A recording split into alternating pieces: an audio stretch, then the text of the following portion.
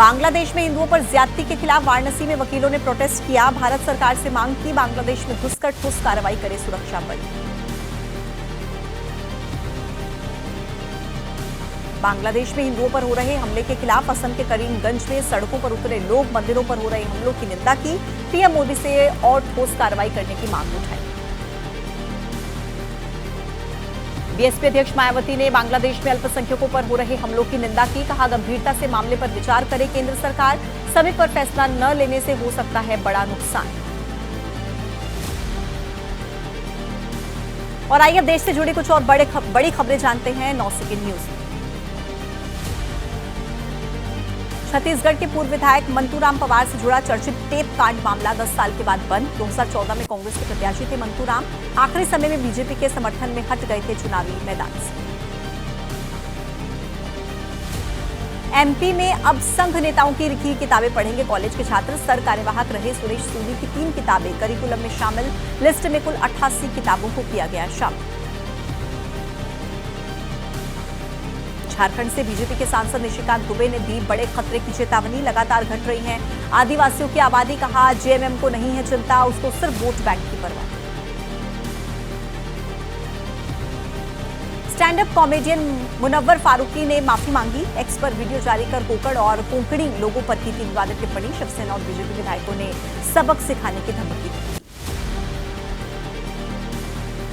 जयपुर में कमांडो की पिटाई पर मंत्री राज्यवर्धन सिंह ने पुलिस को फटकार लगाई। थाने पहुंचे मंत्री ने कड़ी कार्रवाई करने की मांग की। 4 पुलिसकर्मियों को लाइन हाजिर भी किया।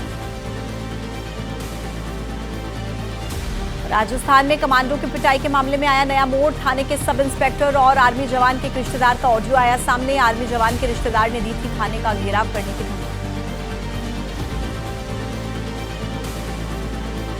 राजस्थान के कद्दावर नेता और पूर्व विदेश मंत्री नटवर सिंह का दिल्ली में किया गया अंतिम संस्कार। राजस्थान के सीएम केंद्रीय मंत्री गजेंद्र सिंह शेखावत समेत कई नेताओं ने उन्हें अंतिम विदाई दी।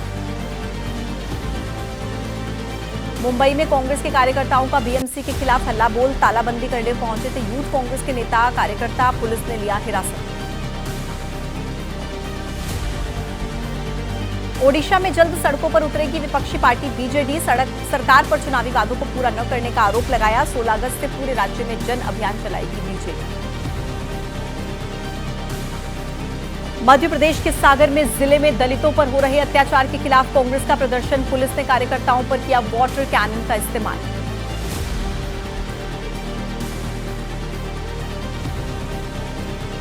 गुजरात के 17 जिलों में कई टीचर्स लापता। शिक्षा मंत्री बोले, शिक्षकों की सैलरी रोकी गई और जांच रिपोर्ट का दिया हवाला। 21 टीचर्स बिना बताए छुट्टी पर। 32 शिक्षक गए हैं विदेश।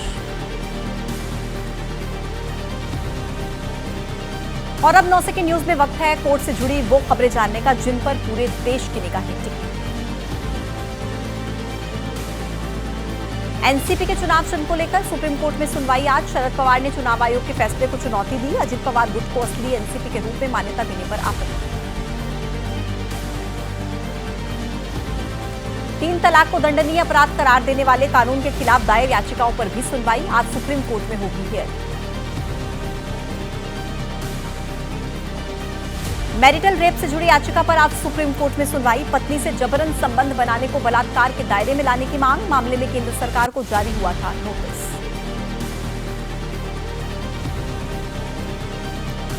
संविधान की प्रस्तावना से धर्मनिरपेक्ष और समाजवादी शब्द हटाने की मांग वाली याचिका सुप्रीम कोर्ट आज करेगा सुनवाई। 1976 में 42वें संशोधन के जरिए जोड़े गए थे ये शब्द।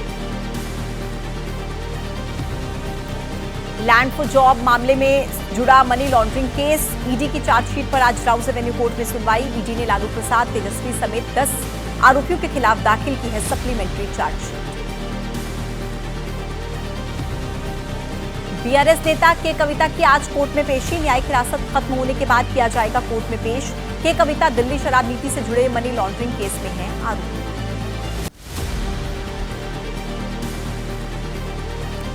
मथुरा श्री कृष्ण जन्मभूमि और ईदगाह मस्जिद मामला। इलाहाबाद हाईकोर्ट में ट्रायल शुरू हुआ। ट्रायल के पहले दिन हिंदू पक्षकारों ने कोर्ट में मुकदमे से जुड़ी सूची को सौंपा।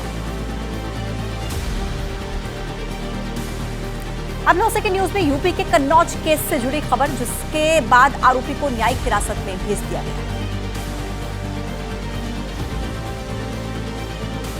14 दिन की न्यायिक हिरासत में भेजे गए समाजवादी पार्टी के नेता नवाब सिंह यादव नाबालिग लड़की से दरिंदगी के प्रयास में आरोपी हुई थी गिरफ्तारी।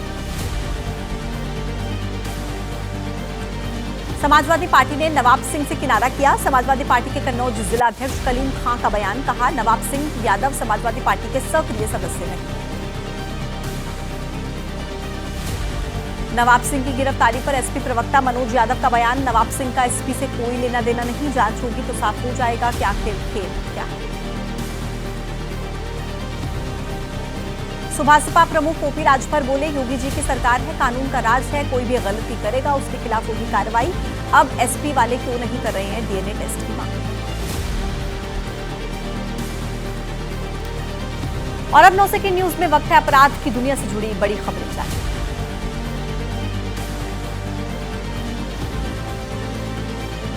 पंजाब के मोगा में पुलिस की बड़ी कार्रवाई, कार से बड़ी मात्रा में हथियार मिले, 6 पिस्टल, 7 मैगजीन, 41 कारतूस बरामद, 4 लोग गिरफ्तार।